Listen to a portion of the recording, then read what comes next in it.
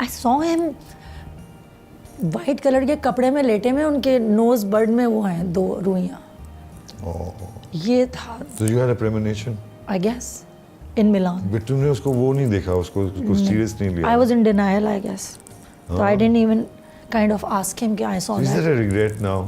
Yes, कि मैं उनको कॉल ही नहीं कर सकी। लास्ट मेरी बात उनसे एग्ज़ाम के बाद हुई थी।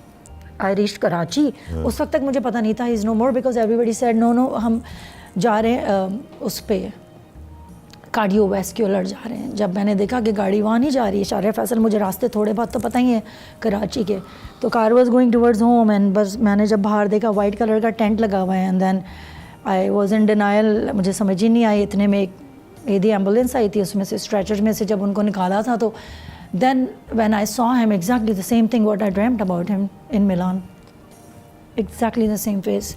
तो वो मेरे भाई ने एक पिक्चर खींची थी जो मुझे उसने फिर 4-5 दिन बाद when I left from here to Dubai, तो वो जब मैंने मैच की, वो पिक्चर जो उसने मुझे भेजी थी और वो मैंने मैच की, तो वो एग्जैक्टली सेम इमेज था। How strange is that? Very Amma? Strange and very spooky. Why spooky? I think it's या कि मतलब how can अच्छा you- ही हुआ कि हाँ। तुम्हें पता था कुछ तो।